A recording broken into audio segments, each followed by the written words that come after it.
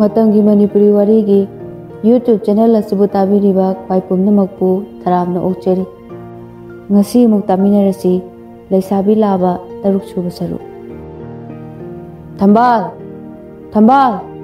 thambal hotel dagi kompa ama pairaga thuglai tada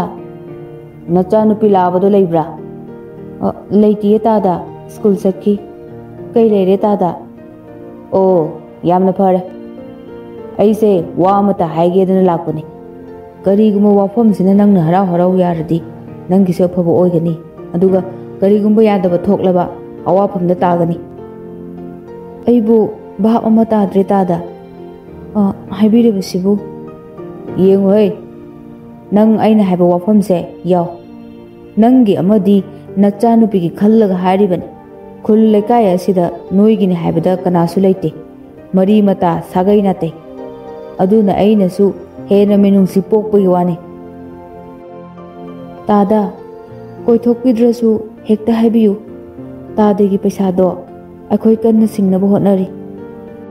मथंगी थादा 30,000 गे सेंफम अमा लौगदौरी अदुगा मरुप अमासु लौनबा हाइनरी सेंफम सिंगदो याबगा तादेगी पैसादो तंखाय अमदि पिथोकनबा आइसु कन्ना होटनजरी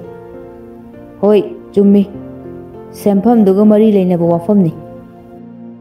नंगना पैसादो पाक हेक पिथोकपा ngamloi haiba aisu khangi miyoibagi minungsi yenglaga wafamse hautoke khanbani hekta haibiyo tada nang nahasu ori aina hana dagi su hari duni akoi thombagi mama sakna akoi de leiru lao haidina lekai gi mina kana amata na kari amata haina bangamlo aise tomalo khul asida aigi paisa soktaba kanasu leiba natte aina haibada aina tawba thabaktane yetpinaba kanasu leiba natte thambal saugalai tada wagi wachumna haibiyu leita laira ojarabsu no mata mingondagi siki ama hanglaga niraga imai chana hinglakpa natte makhoi pabungna leikidaba haktaktagi sel khara sokloi haidunabu atuk tukatchaba wangang uhaidaba mawo nganghaiदब वही वता कया आई तासिन्नदना खंगसिन्नदना लेबनी का सुम हेंजन पिरकनो आइसु नुपीने मैतै नुपी अदुगुंबा फत्तब साजत लिचत इपुरोबगी इज्जत सलमा मांगबा याबा इचागी मिंजत थिबा याबा थबकदो आइना तौबनी खनब्रा लिंबिरो S मी खरसु उसितनसे सेलना लोइना यादबनी मीबु मी ओइना येंबसु खरा तंबियो नखोगी फनबा हाबिरगा खंगनिदना होजिकते येंगु अइना करी तौरपा ngamga haibado tha asigi manungda aigi paisado hek singakpa ngamdraba nakhogi hingkholse aigi minda namma pansingadabani hainakhiba inakhiba dalingi mutung inna hera mi masak khangdab sardana minnai macha asi hairam laga tomalo thokre thambalchu asaubuna masadu mihun thabet holaga masinda tapna sonjai laire haidina asuk usittaba ko somda samprasoida robert ki mapa thoiba amadi mama ebema angobi laami makoi punna wari watai tawrami kuberna aidi punga urene kari numino ngasi sibo thoibana he raita thabakna yadabagini kedorage itaw sunung phadok ekhoida lakpa yaidana aidi itawna lakpidabadudane lakpa ikairaba angobina amuk haima taibungo waroba yadiko ekhoisu hek sangbagane numidang oirasu chak charase haidana sareng hekta leiraga lakjarabani ina kunbina amuk kaide hauna thonglaga chathoklaga lore ado ibungo robati made duty लोरपदने लाओ हारमलबने अदो इचा अनिबु कायदे लेख्रगे अतोमबदुना school दगी हलक्ट्री अदुगा नुपीदुना मोगी Korea गे noodles हाइब्रा कइनो अदो लेयो हाइदना मोपाना ngangne चटख्रिगे थोइबना अमुक noodles हाइरगा हौजिकानसे मखोई Korea Chinese की चाना थकनबा सिंगसे अखोई मणिपुरदा पाक्तक nangna चानरेने मसे अइदे अफबा थबकनि हाइने लौदेबो कुबेरना अमुक ꯑꯆꯨꯝꯕꯅꯤ ꯏꯇꯥꯎ, ꯑꯆꯨꯝꯕꯅꯤ꯫ ꯍꯧꯖꯤꯛꯀꯥꯟꯒꯤ ꯄꯥꯈꯪ ꯂꯩꯁꯥꯕꯤ ꯏꯟꯈꯠꯂꯛꯂꯤꯕ ꯅꯍꯥꯁꯤꯡ ꯑꯁꯤꯅ ꯃꯤꯔꯝꯒꯤ ꯆꯤꯟꯖꯥꯛꯇ ꯀꯥ ꯍꯦꯟꯅ ꯂꯨꯞꯁꯤꯟꯕꯁꯦ ꯃꯁꯤ ꯑꯐꯕ ꯅꯠꯇꯦ꯫ ꯏꯔꯝꯗꯝꯒꯤ ꯁꯤꯡꯖꯨꯁꯤꯗꯁꯨ ꯃꯣꯔꯦꯒꯤ ꯑꯆꯥꯄꯣꯠ ꯃꯤꯃꯤ ꯍꯥꯞꯆꯤꯟꯗꯨꯅ ꯃꯩꯇꯩ ꯑꯩꯈꯣꯏꯒꯤ ꯊꯥꯏꯅꯗꯒꯤ ꯂꯩꯔꯛꯂꯕ ꯏꯟꯗꯤꯖꯤꯅꯁ ꯐꯨꯗꯁꯤꯡ ꯑꯁꯤꯕꯨ ꯃꯔꯤꯡ ꯃꯔꯥꯡꯅ ꯎꯍꯟꯅꯕ ꯃꯁꯛ ꯑꯃꯅꯤ꯫ ꯑꯩꯈꯣꯏꯒꯤ ꯁꯤꯡꯖꯨ ꯑꯁꯤꯅ ꯀꯥꯟꯅꯕ ꯄꯤꯔꯤꯕꯁꯤꯁꯨ ꯑꯣꯟꯊꯣꯛꯅ ꯄꯤꯈ꯭ꯔꯕꯅꯤ꯫ ꯑꯗꯨꯅꯤ ꯏꯇꯥꯎ, ꯍꯧꯖꯤꯛꯀꯥꯟꯒꯤ ꯅꯍꯥꯁꯤꯡꯁꯤꯅ ꯇꯧꯔꯤꯁꯦ ꯑꯩꯗꯤ ꯑꯅꯝꯕꯅ ꯌꯥꯅꯤꯡꯗꯦ꯫ ꯃꯤꯔꯝꯒꯤ ꯆꯠꯅꯕꯤ, ꯐꯤꯖꯦꯠ ꯆꯥꯛꯆꯦꯠ, ꯆꯥꯛꯆꯥ ꯌꯨꯊꯛ ꯈꯔ ꯇꯝꯂꯒ ꯏꯔꯝꯗꯝ ꯃꯅꯤꯄꯨꯔ ꯆꯥꯎꯈꯠꯂꯦ ꯍꯥꯏꯕ ꯌꯥꯔꯣꯏ꯫ ꯃꯥꯅꯤ ꯃꯥꯅꯤ ꯏꯇꯥꯎ, ꯍꯧꯖꯤꯛ ꯃꯇꯝꯁꯦ ꯌꯥꯝꯅ ꯂꯨꯔꯦ ꯏꯇꯥꯎ꯫ ꯑꯩꯈꯣꯏ ꯏꯔꯝꯗꯝꯁꯦ ꯃꯨꯠꯈꯤꯕ ꯌꯥꯅ ꯂꯩꯔꯕꯅꯤ꯫ ꯑꯩꯈꯣꯏꯒꯤ ꯔꯤꯌꯦꯜ ꯑꯦꯅꯤꯃꯤ ꯀꯅꯥꯅꯣ ꯃꯨꯟꯅ ꯊꯤꯗꯣꯛꯄ ꯃꯇꯝ ꯑꯣꯏꯔꯕꯅꯤ꯫ ꯃꯁꯤꯒꯤ ꯃꯇꯥꯡꯗ ꯆꯤꯐ ꯃꯤꯅꯤꯁꯇꯔꯅ ꯀꯪꯂꯥꯗ ꯄꯥꯡꯊꯣꯛꯄ ꯄ꯭ꯔꯣꯒ꯭ꯔꯥꯝ ꯑꯃꯗ ꯐꯣꯡꯗꯣꯛꯄ ꯋꯥꯐꯝꯁꯨ ꯂꯩꯈ꯭ꯔꯕꯅꯤ, ꯏꯅꯥꯛꯈꯨꯟꯕꯤꯅ ꯃꯔꯛ ꯊꯠꯅ꯫ ꯑꯗꯨꯕꯨꯗꯤ ꯇꯥꯏꯕꯨꯡꯉꯣ, ꯐꯣꯡꯗꯣꯛꯄꯗꯨꯅ ꯀꯔꯤ ꯀꯥꯟꯅꯅꯤ? ꯂꯩꯕꯥꯛꯀꯤ ꯃꯄꯤ ꯃꯄꯥꯁꯤꯡꯁꯦ ꯌꯥꯝꯅ ꯁꯣꯏꯗ, ꯑꯩꯈꯣꯏ ꯄ꯭ꯔꯖꯥꯁꯤꯡꯁꯨ ꯒ꯭ꯌꯥꯟ ꯇꯥꯗꯦ꯫ ꯑꯍꯥꯟꯕꯗ ꯂꯝꯗꯝꯁꯤꯗ ꯆꯪꯂꯛꯂꯤꯕ ꯏꯂꯤꯒꯦꯟ ꯃꯥꯏꯒ꯭ꯔꯦꯟ ꯃꯤꯇꯣꯞ ꯃꯤꯌꯥꯟꯆꯥꯁꯤꯡꯅ ꯏꯁꯤꯡ ꯏꯆꯥꯎꯒꯨꯝꯅ ꯍꯦꯟꯒꯠꯂꯛꯄ, ꯑꯗꯨꯒ ꯑꯅꯤꯁꯨꯕꯗ ꯏꯟꯈꯠꯂꯛꯂꯤꯕ ꯅꯍꯥ ꯀꯌꯥꯅ ꯗ꯭ꯔꯒ ꯀꯌꯥ ꯁꯤꯖꯤꯟꯅꯗꯨꯅ ꯃꯁꯥꯕꯨ ꯃꯥꯡꯍꯟꯖꯕꯇ ꯅꯠꯇꯅ ꯈꯨꯟꯅꯥꯏꯁꯦ ꯃꯔꯨ ꯐꯪꯅ ꯃꯨꯠꯂꯛꯀꯗꯧꯔꯕꯅꯤ꯫ ꯑꯍꯨꯝꯁꯨꯕꯗ ꯆꯤꯟꯖꯥꯛꯀꯤ ꯅꯃꯥꯗ ꯂꯥꯟ, ꯀꯦꯃꯤꯀꯦꯜ ꯌꯥꯎꯕ ꯄꯣꯠꯂꯝꯁꯤꯡ꯫ ꯑꯩꯗꯤ ꯆꯤꯟꯖꯥꯛꯀꯤ ꯂꯥꯟ ꯑꯃ ꯇꯧꯔꯛꯂꯒ ꯑꯩꯈꯣꯏ ꯄꯨꯝꯕꯁꯦ ꯇꯞꯅ ꯇꯞꯅ ꯁꯨꯝ ꯃꯨꯠꯅꯕ ꯁꯤꯜꯂꯕ꯭ꯔꯥ ꯍꯥꯏꯗꯅ ꯈꯜꯂꯕꯅꯤ ꯇꯥꯏꯕꯨꯡꯉꯣ꯫ ꯍꯣꯏ ꯍꯣꯏ ꯏꯕꯦꯝꯃ, ꯌꯥꯝꯅ ꯆꯨꯝꯃꯤ꯫ ꯈꯪꯗ꯭ꯔꯦ ꯇꯧꯔꯤꯁꯦ, ꯏꯟꯈꯠꯂꯛꯂꯤꯕ ꯅꯍꯥꯁꯤꯡ ꯑꯁꯤꯁꯨ ꯑꯃꯨꯕ ꯃꯁꯝ ꯑꯗꯣ ꯉꯥꯛꯁꯪ ꯉꯥꯡꯕ ꯁꯪꯖꯤꯜꯂꯗꯅ, ꯍꯪꯒꯄꯥꯜ ꯃꯆꯨꯒ ꯁꯪꯖꯤꯜꯂꯗꯅ, ꯆꯞ ꯇꯤꯡꯕ ꯐꯖꯕ ꯃꯁꯝꯗꯣ ꯄꯩꯁꯥ ꯇꯤꯡꯂꯒ ꯇꯨꯔꯨ ꯇꯨꯔꯨꯒ ꯈꯣꯏꯍꯜꯂꯗꯅ ꯖꯥꯠ ꯖꯥꯠꯅꯤ ꯏꯕꯦꯝꯃ꯫ ꯃꯃꯥ ꯃꯄꯥ ꯑꯣꯏꯕ ꯑꯩꯈꯣꯏꯅꯗꯤ ꯏꯟꯁꯤꯜꯂꯨꯕ ꯅꯠꯇꯦꯗꯅ꯫ ꯃꯣꯕꯥꯏꯜꯗ, ꯇꯤꯚꯤꯗ, ꯁꯦꯔꯦꯜꯗ ꯃꯤꯔꯝꯒꯤ ꯆꯠꯅꯕꯤ ꯌꯦꯡꯂꯒ ꯊꯛ ꯊꯛ ꯍꯦꯛꯇ ꯄꯥꯟꯁꯤꯜꯂꯛꯄꯅꯤ꯫ ꯁꯥꯊꯤꯈ꯭ꯔꯕ ꯊꯕꯛ ꯉꯥꯛꯇꯅꯤ ꯇꯧꯔꯤꯁꯦ꯫ ꯑꯩꯗꯤꯕ ꯃꯁꯝ ꯃꯅꯥꯒ ꯉꯥꯡꯕ ꯑꯉꯥꯡꯁꯤꯡꯁꯦ ꯎꯕꯗꯕ ꯂꯨꯈꯝꯗꯨꯗ ꯈꯨꯄꯥꯛꯅ ꯊꯥꯖꯅꯤꯡꯕ ꯖꯥꯠꯅꯤꯍꯦ꯫ ꯍꯥꯏꯅꯔꯤꯉꯩ ꯇꯟꯖꯥ ꯑꯗꯨꯗ ꯁꯝꯄ꯭ꯔꯥꯁ, ꯄ꯭ꯔꯤꯇꯝ, ꯔꯥꯀꯦꯁ ꯃꯁꯝꯗꯣ ꯍꯥꯏꯂꯥꯏꯠ ꯇꯧꯔꯨꯕ ꯃꯥꯜꯂꯤ꯫ ꯁꯝꯄ꯭ꯔꯥꯁꯅ ꯕ꯭ꯂꯨ ꯃꯆꯨ, ꯄ꯭ꯔꯤꯇꯝꯅ ꯔꯦꯗ, ꯔꯥꯀꯦꯁꯅ ꯋꯥꯏꯠ ꯌꯦꯂꯣꯗ ꯃꯆꯨ ꯃꯆꯨ ꯇꯧꯔꯒ ꯒꯥꯔꯤꯗꯨ ꯃꯔꯤ ꯃꯔꯤ ꯊꯧꯖꯤꯜꯂꯛꯏ꯫ ꯃꯈꯣꯏ ꯍꯦꯛ ꯎꯕꯒ ꯏꯅꯥꯛꯈꯨꯟꯕꯤꯅ, ꯍꯩꯃꯥ, ꯎꯆꯦꯛꯇꯧꯅ ꯃꯔꯤ ꯃꯔꯤ ꯄꯥꯏꯁꯤꯜꯂꯛꯏꯅꯦꯍꯦ! ꯕꯨꯡꯕꯥ, ꯄ꯭ꯔꯤꯇꯝ, ꯔꯥꯀꯦꯁ! ꯄ꯭ꯔꯤꯇꯝ, ꯔꯥꯀꯦꯁꯀ ꯑꯃꯨꯛꯇꯗ ꯄꯨꯟꯅ, ꯍꯥꯎ ꯏꯃꯥ! ꯀꯩꯅꯣ ꯅꯁꯝꯗꯨꯗꯤ? ꯍꯥ? ꯀꯩꯅꯣ ꯃꯆꯨ ꯃꯆꯨꯒ ꯁꯪꯂꯗꯅ? ꯅꯣꯏ ꯑꯍꯨꯝꯃꯛꯄꯨ ꯆꯨꯝꯊꯥꯡꯕ ꯃꯥꯜꯂꯤꯅꯦ꯫ ꯄꯔꯦꯡ ꯄꯔꯦꯡꯒ ꯆꯪꯂꯛꯄꯗꯨꯗꯤ ꯀꯩꯅꯣ ꯍꯥꯏꯕꯅꯤ? ꯅꯣꯏ ꯄꯥꯕꯨꯡ ꯍꯣꯏ ꯑꯩꯈꯣই ꯃꯌꯥꯝ ꯍꯧꯖꯤꯛꯇꯗ ꯉꯥꯡꯂꯝꯕꯗ ꯉꯥꯏꯔꯤ꯫ ꯑꯗꯨꯒ ꯀꯔꯤꯅꯣ? ꯁꯝꯄ꯭ꯔꯥꯁꯅ, ꯍꯌꯦꯡꯁꯦ ꯔꯥꯀꯦꯁꯀꯤ ꯕꯥꯔꯗꯦꯅꯤ ꯃꯥ, ꯑꯗꯨꯒꯤ ꯁꯨꯝ ꯐꯣꯇꯣ ꯀꯥꯞꯄꯗ ꯐꯖꯅꯕꯅ ꯁꯪꯕꯅꯦ꯫ ꯅꯣꯡꯉꯥꯟꯕꯒ ꯕ꯭ꯂꯦꯛ ꯑꯗꯨꯝ ꯁꯪꯖꯤꯜꯂꯗꯕꯅꯦ꯫ ꯀꯨꯕꯦꯔꯁꯨ ꯆꯪꯁꯤꯜꯂꯛꯇꯨꯅ, ꯕꯨꯡꯕ ꯅꯪ ꯒ꯭ꯌꯥꯟ ꯑꯁꯨꯛ ꯇꯥꯗ꯭ꯔꯤꯕꯁꯤꯕꯨ ꯀꯔꯤꯒꯤꯅꯣ? ꯃꯤꯇꯧ ꯇꯝꯕꯁꯦ ꯈꯔ ꯇꯣꯛꯂꯁꯤꯅꯦꯍꯦ꯫ ꯑꯐꯕ ꯈꯛ ꯇꯝꯒꯗꯕꯅꯤ ꯏꯆꯥꯁꯥ, ꯅꯈꯣꯏ ꯋꯥꯈꯜ ꯇꯥꯎꯅꯍꯦ꯫ ꯔꯥꯀꯦꯁ, ꯄ꯭ꯔꯤꯇꯝ, ꯅꯈꯣꯏ ꯑꯅꯤꯁꯨ ꯏꯆꯥꯒ ꯂꯨꯅ ꯇꯤꯟꯅꯕ ꯃꯃꯥꯟꯅꯕꯅꯤ꯫ ꯄꯥꯕꯨꯡꯒ ꯏꯃꯥꯒꯅꯁꯨ ꯕꯨꯡꯕꯒ ꯅꯈꯣꯏꯒ ꯀꯔꯤꯁꯨ ꯈꯦꯠꯅꯅ ꯌꯦꯡꯗꯦ, ꯆꯞ ꯃꯥꯟꯅꯩ꯫ ꯅꯣꯏꯁꯨ ꯏꯆꯥꯅꯤ ꯈꯜꯂꯤꯕꯅꯤ꯫ ꯄꯥꯕꯨꯡꯒ ꯏꯃꯥꯒꯅ ꯉꯥꯡ ꯁꯛꯄꯁꯦ ꯅꯈꯣꯏꯕꯨ ꯋꯥꯔꯧꯕ꯭ꯔꯣ? ꯔꯥꯀꯦꯁ ꯑꯃꯗꯤ ꯄ꯭ꯔꯤꯇꯝ ꯆꯞ ꯃꯥꯟꯅꯅ ꯈꯨꯝꯃꯛꯏ꯫ ꯋꯥꯔꯧꯗꯦꯗ ꯄꯥꯕꯨꯡ, ꯑꯩꯈꯣꯏ ꯁꯣꯏꯈ꯭ꯔꯦ, ꯍꯌꯦꯡ ꯁꯣꯏꯗꯅ ꯁꯪꯖꯤꯟꯖꯔꯒꯦ꯫ ꯐꯔꯦ ꯐꯔꯦ, ꯆꯪꯉꯣ ꯆꯪꯉꯣ꯫ ꯍꯌꯦꯡ ꯏꯆꯥꯒꯤ ꯕꯥꯔꯗꯦꯅꯤ ꯍꯥꯏꯔꯕꯅꯤꯅ ꯉꯁꯤꯗꯤ ꯄꯥꯕꯨꯡꯒꯤ ꯏꯃꯥꯟꯅꯕ ꯅꯣꯏ ꯄꯥꯕꯨꯡ ꯊꯣꯏꯕꯒ ꯏꯃꯥꯒꯁꯨ ꯂꯥꯛꯂꯤ꯫ ꯑꯗꯨꯅ ꯆꯥꯛ ꯆꯥꯔꯒ ꯍꯜꯂꯣꯀꯣ꯫ ꯄꯥꯕꯨꯡ ꯌꯥꯎꯅ ꯅꯣꯏꯕꯨ ꯊꯤꯟꯕꯤꯔꯒꯦ, ꯌꯨꯝꯗ ꯄꯥꯎ ꯄꯤꯈ꯭ꯔꯣ꯫ ꯍꯣꯏ ꯄꯥꯕꯨꯡ꯫ ꯊꯣꯏꯕꯅ ꯑꯃꯨꯛ ꯃꯈꯥ ꯇꯥꯏ, ꯏꯆꯥꯁꯤꯡꯁꯤꯗꯤ ꯃꯔꯝ ꯌꯥꯝꯅ ꯃꯣꯛꯄꯖꯥꯠꯅꯤ, ꯍꯥꯏꯕꯗ ꯑꯣꯟꯊꯣꯛꯅ ꯏꯟꯈ꯭ꯔꯦ꯫ ꯁꯣꯏꯔꯤꯕ ꯊꯕꯛꯇꯨ ꯁꯣꯏꯔꯦ ꯇꯧꯒꯅꯨ ꯍꯥꯏꯕꯗ ꯁꯠ ꯌꯥꯔꯛꯄꯁꯦ ꯒꯨꯗ꯫ ꯁꯝꯄ꯭ꯔꯥꯁꯅ ꯑꯃꯨꯛ, ꯑꯗꯨꯗꯤ ꯄꯥꯕꯨꯡ ꯑꯩꯈꯣꯏ ꯑꯃꯨꯛ, ꯆꯪꯉꯣ ꯆꯪꯉꯣ꯫ ꯃꯃꯥ, ꯄ꯭ꯔꯤꯇꯝ, ꯔꯥꯀꯦꯁ, ꯅꯈꯣꯏ ꯑꯅꯤꯁꯨ ꯏꯆꯥꯒ ꯂꯨꯅ ꯇꯤꯟꯅꯕ ꯃꯃꯥꯟꯅꯕꯅꯤ꯫ ꯄꯥꯕꯨꯡꯒ ꯏꯃꯥꯒꯅꯁꯨ ꯕꯨꯡꯕꯒ ꯅꯈꯣꯏꯒ ꯀꯔꯤꯁꯨ ꯈꯦꯠꯅꯅ ꯌꯦꯡꯗꯦ, ꯆꯞ ꯃꯥꯟꯅꯩ꯫ ꯅꯣꯏꯁꯨ ꯏꯆꯥꯅꯤ ꯈꯜꯂꯤꯕꯅꯤ꯫ नचासिंगसे स्कूल हलक्पगी वारमलनी कई कईनो चाक अमुक्ता पिजनबो तौरुरो होय होय मोय पाबुंग तंजा अदुदा नीलम मागी एक्टिवादो थौजिलई गैरेज दा गाड़ीदो खामलुरगा सुमांगदा थोलक्तुना थोइबा अमदी अंगौबिदा मखोंग सोकना खुरुमलगा हायरई पाबुंग इमा लाकपिरमली अंगौबिना इचागी थोगलोनसे ओंथोकना नुंसीजख्रे कलकजख्रेदा नीलम नोकफेट तौरगा पाबुंग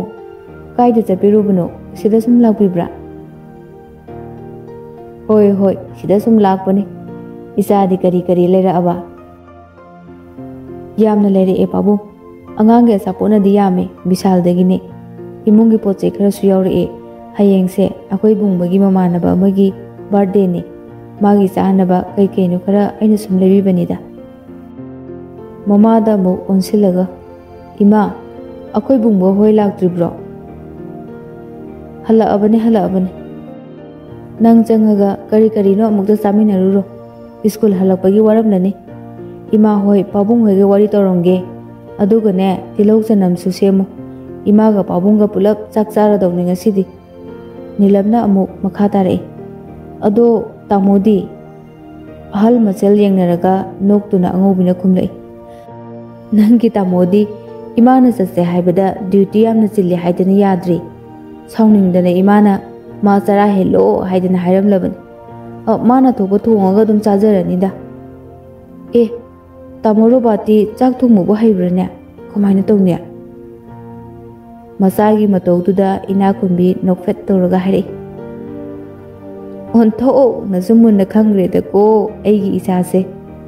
हो नंगी तामोदो लाकनिये या चंगकपदने यौरकनी ड्यूटी लोरगा नीलमदो इकाइदुना मरैदो हाइफेट चिकलगा इमुंगदा चेंसिनकी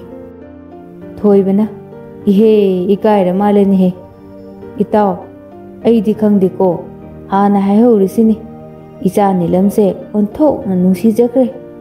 इमौ ओइदोरुइबनिको हाना एडवांसता अई अमुक्ता खुरुमजगे ताव जय जय जय जय असी हाइदुना हाइफेट नोंथरगा खुरुमबदुदा मयामदु नुई नुमिदांगी मतमनी लांगलेन ममा मचा होटल लोनसिलगा युमदा हलई होटल दो हेक थोंगानदनी लेरिबा युमगा यामना नकनबना चथोक चसिन तौबा कोमी लांगलेन लातेन दो पाई ममाना चाक पुखम दो पाई चटना चटना ममा मचा वारी तौई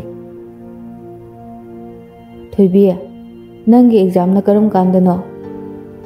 फर्स्ट टर्मिनल दी तौगे हाइरक्लनी याम थुना तौरक्लनी कैदौरगे मा कैसु तौदुदा एग्जाम तौरदी नंगी फीसु थियो हाइरक्लनीदो अदगी तातो मालोगी पैसादुसु हंदक्तिने कन्ने हेक्ता मथौरे मियोबेगी वंगांगांगदे ngसाइसुने लाउनख्रबनी इमागा करी हाइरक्लिनो इमा अखोय लेबाकसे यामना लूरे लेइता लाइरा लहेद्री लुखरा लहेद्री अखोयबु मकोइना मी ओइना खंदे लाइरबगी मथक्सिदा इमाना लुखराबी ओइरुबन मयामसिना येंगलिबा हंथबा मित्यें इमा खांगबा याम वाय नपाबुंगदो मतंग लेजरमलबदी खरसु फरमगदबनी असी हाइरगा थंबाल मपीदे थोई इमा कपकनो आई लेरिसिदी इमागिदी आई लेरिसिदी आइने इमाबु नुंगाइना थमगनी ngasi अकोइबु हंथना येंगलिबा उसित्रिबा नोकनरिबा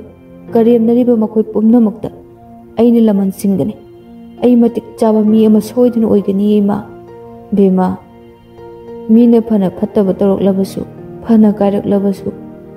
अखोइने मोइदने लमन अमुक सिंगदुना अरेमबदा मतम मांगलोइदबनी मियोइबा अखोइ पुमनमक्की मथक्ता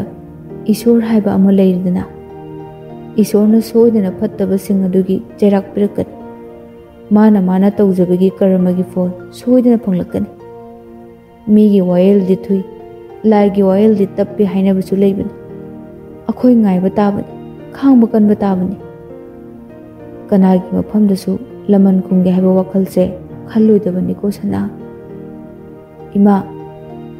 ꯑꯩꯅ ꯃꯈꯣꯏꯗ ꯐꯠꯇꯕ ꯇꯧꯔꯣꯏꯌꯦ꯫ ꯑꯩꯅ ꯂꯃꯟ ꯍꯥꯏꯕꯗꯨꯗꯤ ꯑꯩꯅ ꯃꯇꯤꯛ ꯆꯥꯕ ꯑꯣꯏꯔꯕ ꯃꯇꯝꯗ, ꯃꯈꯣꯏꯅ ꯑꯋꯥꯕ ꯇꯥꯔꯛꯂꯕ ꯃꯇꯝꯗ ꯑꯩꯅ ꯃꯈꯣꯏꯒꯤ ꯃꯇꯦꯡ ꯄꯥꯡꯒꯅꯤ, ꯃꯁꯤꯅ ꯎꯠꯀꯅꯤ꯫ ꯃꯈꯣꯏꯅ ꯍꯟꯊꯅ ꯌꯦꯡꯕꯤꯔꯤꯕ, ꯅꯨꯡꯁꯤꯕꯤꯗ꯭ꯔꯤꯕ ꯑꯩꯈꯣꯏꯅ ꯃꯈꯣꯏꯒꯤ ꯃꯇꯦꯡ ꯄꯥꯡꯂꯒ ꯂꯃꯟ ꯆꯤꯡꯕ ꯆꯠꯀꯗꯣꯏꯅꯤ ꯏꯃꯥ꯫ ꯊꯝꯕꯥꯜ ꯃꯆꯥꯕꯨ ꯃꯨꯟꯅ ꯌꯦꯡꯖꯩ꯫ ꯋꯥꯔꯤ ꯁꯥꯅ ꯁꯥꯅ ꯂꯥꯛꯄꯅ ꯏꯃꯨꯡꯗ ꯆꯪꯂꯒ ꯃꯃꯥ ꯃꯆꯥ ꯆꯥꯛ ꯊꯣꯡꯃꯤꯟꯅꯔꯕ ꯃꯇꯨꯡ ꯂꯥꯡꯂꯦꯟ ꯂꯥꯏꯔꯤꯛ ꯄꯥꯔꯝꯃꯤ꯫ ꯃꯃꯥ ꯊꯝꯕꯥꯜꯅ ꯃꯆꯥꯒꯤ ꯅꯥꯛꯇ ꯆꯪꯂꯒ, ꯊꯣꯏꯕꯤ, ꯄꯨꯡ ꯀꯌꯥ ꯇꯥꯔꯦ? ꯂꯥꯡꯂꯦꯟ ꯃꯣꯟ ꯃꯈꯥꯗꯒꯤ ꯘꯔꯤꯗꯨ ꯂꯧꯊꯣꯛꯂꯒ ꯌꯦꯡꯉꯤ꯫ ꯉꯜꯂꯤꯗ ꯏꯃꯥ, 9 ꯇꯥꯗ ꯉꯥꯏꯔꯤꯌꯦ꯫ ꯑꯣ, ꯅꯪ ꯁꯨꯝ ꯄꯥꯎꯀꯣ, ꯏꯃꯥ ꯉꯥꯏꯍꯥꯛꯇ ꯍꯤꯞꯀꯦ꯫ ꯏꯁꯥꯁꯦ ꯋꯥꯕꯅꯁꯨ ꯂꯣꯏꯔꯦ꯫ ꯑꯗꯣ ꯏꯃꯥ, ꯑꯩ ꯀꯩꯅꯣꯝꯃꯇ ꯍꯪꯒꯦ꯫ ꯀꯩꯗꯧꯔꯒꯦ? ꯍꯪꯉꯣ꯫ ꯄꯥꯕꯨꯡꯒꯤꯗꯤ ꯃꯔꯤ ꯃꯇꯥ ꯑꯃꯠꯇ ꯂꯩꯇ꯭ꯔꯦ ꯍꯥꯏꯕ ꯑꯩꯁꯨ ꯈꯪꯉꯤ, ꯂꯩꯀꯥꯏꯒꯤ ꯃꯤꯅꯁꯨ ꯍꯥꯏꯕꯤ꯫ ꯑꯗꯣ ꯏꯃꯥꯒꯤꯗꯤ ꯃꯔꯤ ꯃꯇꯥ ꯁꯥꯒꯩ ꯅꯥꯇꯩ ꯀꯅꯥꯁꯨ ꯂꯩꯇꯕ꯭ꯔꯣ? ꯑꯩꯈꯣꯏꯅ ꯑꯁꯨꯛ ꯀꯨꯏꯅ ꯂꯩꯔꯛꯄꯁꯦ, ꯑꯩꯅ ꯈꯪꯂꯛꯄꯗꯒꯤ ꯅꯣꯡꯃꯇ ꯅꯤꯉꯣꯜꯁꯤꯡꯒꯤ ꯇꯥꯡꯂꯕ ꯅꯨꯃꯤꯠ, ꯅꯤꯉꯣꯜ ꯆꯥꯛꯀꯧꯕ ꯑꯩꯈꯣꯏꯗꯤ ꯑꯃꯨꯛꯇ ꯆꯠꯇꯦ꯫ ꯑꯩꯗꯤ ꯆꯠꯅꯤꯡꯕꯁꯨ ꯄꯣꯛꯇ꯭ꯔꯦꯗ꯫ ꯑꯗꯨꯕꯨ ꯅꯤꯡꯁꯤꯡꯂꯤ, ꯑꯩꯅ ꯄꯤꯛꯂꯤꯉꯩ ꯃꯇꯝꯗ ꯃꯤꯅ ꯆꯥꯛꯀꯧꯕ ꯆꯠꯄ ꯎꯔꯒ ꯑꯩꯅ ꯏꯃꯥꯗ ꯅꯤꯡꯉꯥꯏ ꯇꯧꯈꯤꯕ ꯃꯌꯥꯝꯗꯣ꯫ ꯃꯤꯗꯤ ꯆꯥꯛꯀꯧꯕ ꯆꯠꯅꯩ, ꯑꯩꯈꯣꯏꯒꯤꯗꯤ ꯀꯔꯤꯒꯤ ꯆꯠꯇ꯭ꯔꯤꯕꯅꯣ? ꯑꯩꯈꯣꯏꯁꯨ ꯆꯥꯛꯀꯧꯕ ꯆꯠꯁꯦ, ꯆꯥꯛꯀꯧꯕ ꯄꯨꯕꯤꯌꯨ ꯍꯥꯏꯅ ꯀꯞꯈꯤꯕ꯫ ꯏꯃꯥꯅ ꯇꯧꯐꯝ ꯈꯪꯗꯗꯅ ꯑꯩꯕꯨ ꯀꯣꯜꯂꯒ ꯀꯞꯈꯤꯕ꯫ ꯏꯃꯥ, ꯉꯁꯤꯗꯤ ꯑꯃꯨꯛꯇ ꯍꯥꯏꯕꯤꯌꯨ꯫ ꯊꯝꯕꯥꯜ ꯁꯣꯔ ꯁꯥꯡꯅ ꯍꯣꯟꯊꯔꯒ, ꯊꯣꯏꯕꯤ, ꯅꯤꯉꯣꯜ ꯑꯣꯏꯕꯤ ꯈꯨꯗꯤꯡꯅ ꯈꯧꯔꯥꯡꯅ ꯉꯥꯏꯖꯕꯁꯦ ꯅꯤꯉꯣꯜ ꯆꯥꯛꯀꯧꯕꯅꯤ꯫ ꯅꯨꯃꯤꯠ ꯑꯁꯤꯗ ꯅꯤꯉꯣꯜ ꯑꯣꯏꯕꯤ ꯀꯌꯥꯅ ꯃꯄꯥꯝ ꯂꯝꯗꯝꯗ ꯂꯩꯖꯕ ꯐꯤꯖꯣꯜ ꯁꯦꯠꯂꯒ ꯀꯦ ꯃꯧꯗꯨꯅ ꯆꯠꯄ, ꯏꯕꯨꯡ ꯏꯄ꯭ꯋꯥ ꯀꯌꯥꯅ ꯉꯝꯖꯕ ꯈꯨꯗꯣꯜ ꯇꯝꯂꯒ ꯌꯥꯏꯐ ꯃꯪꯒꯣꯜ ꯄꯤꯅꯕ꯫ ꯏꯃꯥꯁꯨ ꯆꯠꯅꯤꯡꯏ, ꯅꯤꯉꯣꯜ ꯑꯃ ꯑꯣꯏꯅ ꯅꯤꯉꯣꯜ ꯆꯥꯛꯀꯧꯕꯗꯣ꯫ ꯅꯤꯉꯣꯜ ꯆꯥꯛꯀꯧꯕꯅ ꯂꯥꯛꯄ ꯈꯨꯗꯤꯡꯗ ꯏꯃꯥ ꯀꯞꯈꯤ꯫ ꯃꯌꯥꯝꯅ ꯆꯠꯅꯕ ꯎꯔꯒ, ꯅꯪꯅ ꯆꯠꯅꯤꯡꯗꯨꯅ ꯇꯧꯕ ꯅꯇꯧꯗꯨ ꯎꯔꯒ ꯏꯃꯥ ꯀꯞꯈꯤ꯫ ꯏꯃꯥꯅ ꯍꯦꯛ ꯌꯨꯝ ꯄꯥꯜꯂꯛꯉꯩꯗꯒꯤ ꯑꯃꯨꯛꯇ ꯐꯥꯎꯕ ꯅꯤꯉꯣꯜ ꯆꯥꯛꯀꯧꯕ ꯆꯠꯇ꯭ꯔꯤ꯫ ꯏꯃꯥꯒꯤꯁꯨ ꯏꯄꯥꯝ ꯂꯝꯗꯝ ꯂꯩ꯫ ꯑꯩꯁꯦ ꯄꯤꯕꯥ 2ꯒꯤ ꯃꯅꯨꯡꯗ ꯅꯤꯉꯣꯜ ꯏꯊꯟꯇꯅꯤ꯫ ꯅꯤꯡꯊꯦꯝꯆꯥꯅꯤ, ꯏꯅꯥꯛ ꯀꯩꯔꯥꯛ ꯈꯨꯜꯂꯕ ꯏꯃꯨꯡ ꯑꯃꯗ ꯑꯋꯥꯠꯄ ꯀꯔꯤꯁꯨ ꯂꯩꯇꯅ ꯏꯃꯥ ꯆꯥꯎꯔꯛꯈꯤ꯫ ꯏꯃꯥꯅ ꯀꯣꯂꯦꯖ ꯇꯝꯂꯛꯄ ꯃꯇꯝꯗ ꯅꯪꯒꯤ ꯄꯥꯕꯨꯡꯁꯦ ꯑꯩꯈꯣꯏꯒꯤ ꯀꯣꯂꯦꯖꯀꯤ ꯀꯦꯟꯇꯤꯟꯗ ꯅꯨꯡꯇꯤꯒꯤ ꯌꯦꯔꯨꯝ ꯊꯥꯕ ꯂꯥꯛꯑꯝꯃꯤ꯫ ꯑꯇꯣꯞꯄ ꯑꯁꯪꯕ ꯃꯇꯝꯗꯅ ꯔꯤꯛꯁꯣ ꯊꯧꯏ꯫ ꯑꯗꯨꯒ ꯃꯁꯥꯒꯤ ꯂꯥꯏꯔꯤꯛ ꯂꯥꯏꯁꯨ ꯇꯝꯃꯤ꯫ ꯂꯥꯏꯔꯤꯛ ꯇꯝꯕꯗꯤ ꯌꯥꯝꯅ ꯄꯥꯝꯖꯩ꯫ ꯍꯤꯁꯇ꯭ꯔꯤꯗꯅꯦ ꯒꯣꯜꯗ ꯃꯦꯗꯥꯂꯤꯁꯅꯤ꯫ ꯃꯕꯨꯗꯤ ꯃꯔꯧꯁꯤꯡꯁꯨ ꯌꯥꯝꯅ ꯂꯩ꯫ ꯁꯔꯀꯥꯔꯒꯤ ꯊꯕꯛ ꯑꯃꯠꯇ ꯇꯧꯈꯤꯗꯦ꯫ ꯅꯪꯒꯤ ꯄꯥꯕꯨꯡꯅ ꯄꯥꯝꯖꯕꯗꯤ ꯃꯇꯤꯛ ꯆꯥꯕ ꯃꯤꯁꯛ ꯑꯃ, ꯂꯩꯕꯥꯛ ꯃꯤꯌꯥꯝꯒꯤꯗꯃꯛ ꯀꯔꯤꯒꯨꯝꯕ ꯈꯔ ꯇꯧꯕ ꯄꯥꯝꯖꯕ ꯃꯤꯑꯣꯏꯅꯤ꯫ ꯅꯪꯒꯤ ꯄꯥꯕꯨꯡꯗ ꯏꯃꯥꯅ ꯆꯦꯜꯂꯕ ꯃꯇꯨꯡꯗ ꯅꯪꯒꯤ ꯄꯥꯕꯨꯡꯁꯦ ꯃꯇꯝꯗꯨꯗ ꯅꯪꯒꯤ ꯕꯨꯕꯣꯛ, ꯅꯪꯒꯤ ꯃꯥꯃꯣ, ꯅꯪꯒꯤ ꯄꯨꯄꯨ ꯄꯨꯝꯅꯃꯛꯅ ꯂꯩꯇꯦ ꯂꯥꯏꯔꯦ ꯍꯥꯏꯗꯅ ꯌꯥꯈꯤꯗꯦ꯫ ꯏꯃꯥꯕꯨ ꯐꯥꯗꯣꯛꯅꯕ ꯀꯟꯅ ꯍꯣꯠꯅꯈꯤ꯫ ꯑꯗꯨꯕꯨ ꯏꯃꯥꯅ ꯅꯝꯗꯨꯅ ꯅꯪꯒꯤ ꯄꯥꯕꯨꯡꯗ ꯍꯟꯅ ꯍꯟꯅ ꯆꯦꯟꯁꯤꯟꯈꯤ꯫ ꯑꯗꯨꯒꯤ ꯃꯇꯨꯡ ꯅꯪꯒꯤ ꯅꯕꯣꯛ ꯅꯄꯨꯅ ꯏꯃꯥꯕꯨ ꯁꯤꯈ꯭ꯔꯦ, ꯑꯃꯨꯛ ꯍꯟꯅ ꯌꯨꯝꯗꯨꯗ ꯈꯣꯡꯒꯨꯜ ꯇꯥꯔꯛꯄ ꯌꯥꯔꯔꯣꯏ ꯍꯥꯏꯅ ꯏꯟꯊꯣꯔꯛꯈꯤ꯫ ꯅꯪꯒꯤ ꯄꯥꯕꯨꯡꯅ ꯊꯕꯛ ꯀꯟꯅ ꯁꯨꯔꯒ ꯏꯃꯥꯕꯨ ꯅꯨꯡꯉꯥꯏꯅ ꯊꯝꯈꯤ꯫ ꯑꯗꯨꯒ ꯅꯪꯒꯤ ꯄꯥꯕꯨꯡꯒꯤ ꯃꯪꯂꯥꯟꯗꯤ ꯀꯝꯄꯤꯇꯤꯇꯤꯚ ꯑꯦꯛꯖꯥꯝ ꯊꯥꯗꯨꯅ ꯑꯆꯧꯕ ꯃꯤ ꯑꯃ ꯑꯣꯏꯔꯒ ꯏꯔꯝꯗꯝ ꯑꯁꯤꯒꯤ ꯁꯣꯠꯊꯔꯕ ꯂꯩꯕꯥꯛꯁꯦ ꯈꯔꯗꯪ ꯑꯣꯏꯔꯕꯁꯨ ꯃꯦꯟꯁꯤꯟꯕ ꯄꯥꯝꯕꯅꯤ꯫ ꯃꯇꯝꯗꯨꯗ ꯅꯪ ꯄꯥꯕꯨꯡꯅ ꯍꯣꯠꯅꯒꯦ ꯈꯜꯂꯛꯄ ꯃꯇꯝ, ꯂꯥꯏꯔꯤꯛꯅꯆꯤꯡꯕ ꯈꯔ ꯇꯦꯛ ꯇꯦꯛ ꯂꯩꯁꯤꯟꯕ ꯍꯧꯏ꯫ ꯃꯇꯝꯗꯨꯗꯗꯤ ꯍꯧꯖꯤꯛ ꯆꯥꯎꯈꯠꯂꯤꯕ ꯑꯁꯤꯒꯨꯝꯅ ꯆꯥꯎꯈꯠꯂꯝꯗꯦ꯫ ꯂꯥꯏꯔꯤꯛ ꯏꯕ ꯄꯥꯕ ꯍꯥꯏꯕꯁꯦ ꯏꯅꯥꯛ ꯈꯨꯟꯕꯁꯤꯡ ꯈꯛꯇꯅ ꯉꯝꯃꯤ꯫ ꯑꯗꯨꯕꯨ ꯅꯪꯒꯤ ꯄꯥꯕꯨꯡ ꯌꯥꯝꯅ ꯀꯟꯅ ꯍꯣꯠꯅꯈꯤ꯫ ꯃꯇꯝꯗꯨꯗ ꯂꯥꯏꯕꯛ ꯐꯕ ꯍꯥꯏꯒꯗ꯭ꯔꯥ, ꯊꯤꯕ ꯍꯥꯏꯒꯗ꯭ꯔꯥ, ꯅꯪꯕꯨ ꯏꯃꯥꯒꯤ ꯄꯤꯕꯨꯛꯅꯨꯡꯁꯤꯗ ꯅꯥꯎꯄꯨꯔꯛꯈꯤ꯫ ꯅꯪꯒꯤ ꯄꯥꯕꯨꯡ ꯃꯥꯅ ꯄꯥꯝꯖꯕꯗꯣ ꯄꯥꯡꯊꯣꯛꯄ ꯉꯝꯈꯤꯗꯦ꯫ ꯏꯃꯥꯒꯤ ꯆꯈꯥꯎ ꯍꯥꯡꯗꯅꯕ, ꯍꯤꯗꯥꯛ ꯂꯥꯡꯊꯛ ꯋꯥꯠꯇꯅꯕ ꯊꯕꯛ ꯀꯟꯅ ꯁꯨ ꯅꯣꯝꯈꯤ꯫ ꯏꯃꯥꯁꯨ ꯅꯪꯒꯤ ꯄꯥꯕꯨꯡꯒꯤ ꯃꯇꯦꯡ ꯄꯥꯡꯅꯕ ꯀꯟꯅ ꯍꯣꯠꯅꯈꯤ꯫ ꯏꯄꯥꯝꯗ ꯆꯪꯗꯨꯅ ꯃꯤꯅꯨꯡꯁꯤ ꯈꯔꯗꯪ ꯐꯪꯂꯕꯗꯤ ꯍꯥꯏꯅ ꯅꯤꯖꯈꯤ꯫ ꯑꯗꯨꯕꯨ ꯂꯥꯏꯔꯕ ꯏꯅꯥꯛ ꯈꯨꯟꯕꯒꯤ ꯄꯜꯅ ꯋꯥꯡꯈꯤꯕꯅ ꯏꯃꯥꯅ ꯋꯥꯔꯕ ꯃꯇꯝꯗꯨꯗ ꯃꯇꯦꯡ ꯅꯤꯔꯨꯕꯗꯨꯅ ꯍꯦꯟꯅ ꯁꯣꯏꯈꯤꯗꯨꯅ ꯏꯃꯥꯕꯨ ꯊꯤꯅ ꯆꯩꯔꯒ ꯇꯥꯟꯊꯣꯔꯛꯈꯤ꯫ ꯃꯗꯨꯒꯤ ꯃꯇꯨꯡꯗ ꯏꯃꯥꯅ ꯃꯈꯣꯏꯗꯒꯤ ꯑꯃꯨꯛ ꯍꯟꯅ ꯌꯦꯠꯂꯔꯣꯏ, ꯑꯩꯅ ꯐꯤꯕꯝ ꯐꯔꯒ ꯃꯈꯣꯏꯒꯤ ꯃꯃꯥꯡꯗ ꯎꯠꯀꯦ ꯍꯥꯏꯅ ꯈꯟꯈꯤ꯫ ꯑꯗꯨꯕꯨ ꯂꯥꯏꯕꯛ ꯊꯤꯕꯗꯒꯤ ꯉꯁꯤ ꯐꯥꯎꯕ ꯐꯤꯕꯝ ꯆꯥꯗꯨꯅ ꯂꯩꯔꯤꯕꯅꯤ꯫ ꯏꯃꯥ, ꯄꯥꯕꯨꯡꯅ ꯃꯇꯧ ꯀꯔꯝꯅ ꯂꯩꯈꯤꯗꯕꯅꯣ? ꯑꯩꯅ ꯆꯍꯤ ꯀꯌꯥ ꯁꯨꯕ ꯐꯥꯎꯕ ꯄꯥꯕꯨꯡ ꯂꯩꯔꯝꯒꯦ ꯏꯃꯥ? ꯅꯪꯕꯨ ꯏꯃꯥꯅ ꯐꯪꯖꯕ ꯃꯤꯀꯨꯞꯇꯣ ꯅꯪꯒꯤ ꯄꯥꯕꯨꯡꯅ ꯌꯥꯝꯅ ꯍꯔꯥꯎꯖꯈꯤ꯫ ꯂꯥꯡꯂꯦꯟ ꯍꯥꯏꯕ ꯃꯤꯡꯁꯦ ꯅꯪꯒꯤ ꯄꯥꯕꯨꯡꯅ ꯊꯣꯟꯕꯤꯔꯝꯕꯅꯤ꯫ ꯅꯪꯕꯨ ꯅꯨꯡꯁꯤꯅ ꯂꯨꯅ ꯇꯧꯖꯩ꯫ ꯅꯪꯒꯤꯗꯃꯛ ꯀꯔꯤ ꯑꯃꯠꯇ ꯑꯋꯥꯠꯄ ꯂꯩꯍꯟꯗꯦ꯫ ꯉꯝꯃꯤꯕ ꯃꯈꯩ ꯊꯕꯛ ꯁꯨꯈꯤ꯫ ꯑꯗꯨꯕꯨ ꯂꯥꯏꯕꯛ ꯊꯤꯕ ꯊꯧꯗꯣꯛ ꯑꯃꯗ ꯌꯨꯝ ꯁꯥꯕ ꯌꯥꯎꯕꯗꯒꯤ ꯌꯨꯝꯊꯛꯇꯒꯤ ꯅꯪꯒꯤ ꯄꯥꯕꯨꯡꯗꯣ ꯇꯥꯔꯛꯈꯤ꯫ ꯈꯣꯡ ꯈꯨꯠ ꯑꯅꯤꯃꯛ ꯆꯦꯛꯇ ꯌꯩꯁꯤꯟꯈꯤꯗꯨꯅ ꯇꯦꯛꯈꯤ꯫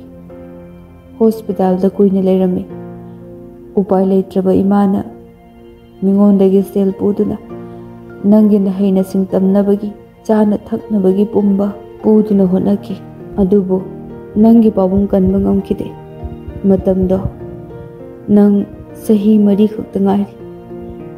ꯂꯥꯏꯔꯕꯗꯤ ꯃꯤ ꯅꯠꯇꯕꯒꯨꯝꯕꯅꯤ꯫ ꯁꯦꯜꯒꯤ ꯃꯃꯥꯡꯗꯗꯤ ꯄꯨꯝꯅꯃꯛ ꯉꯝꯗꯕ ꯂꯩꯇꯦ꯫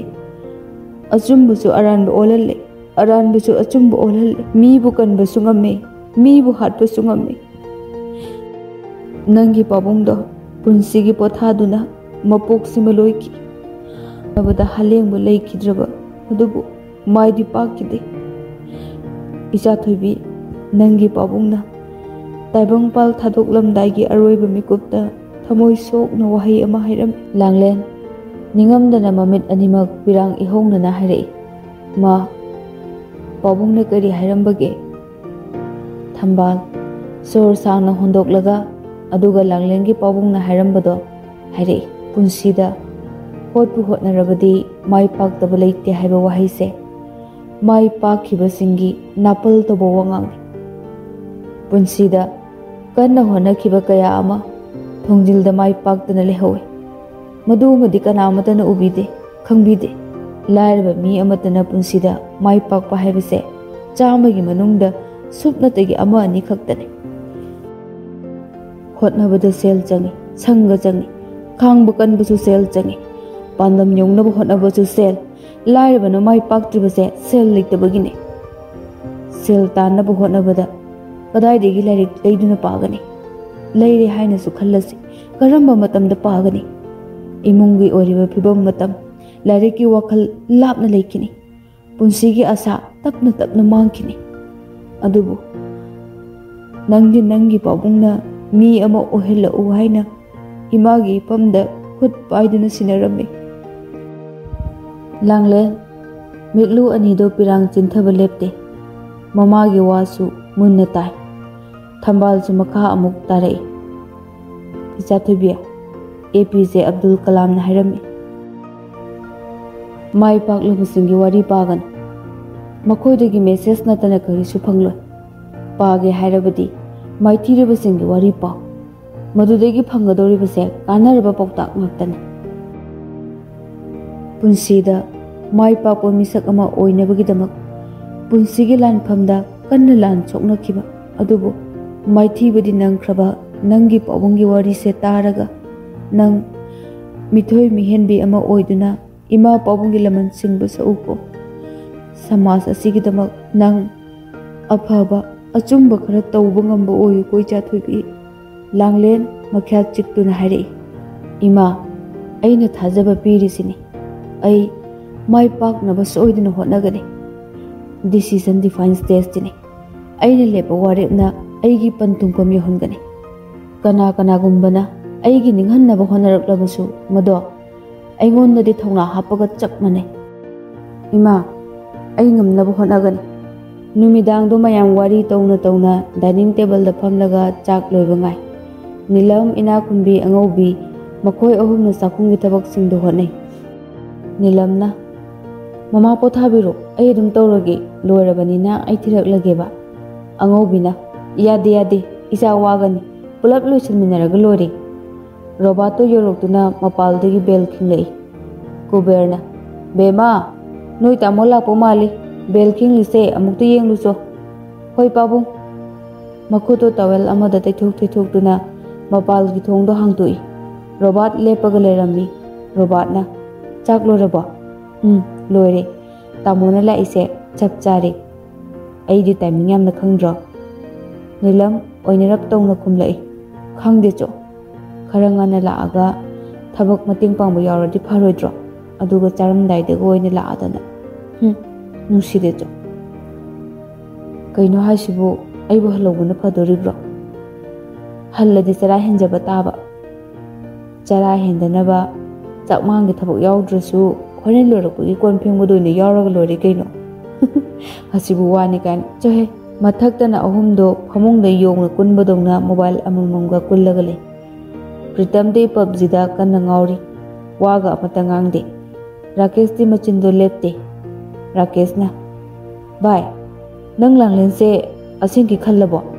As aisu khangdeda khallira khandrira gyamin tade. Ado hana di ma uraga ne pangsaur sauningbane ba. Haujikan sidi ma uraga pangik jai kai biwanida.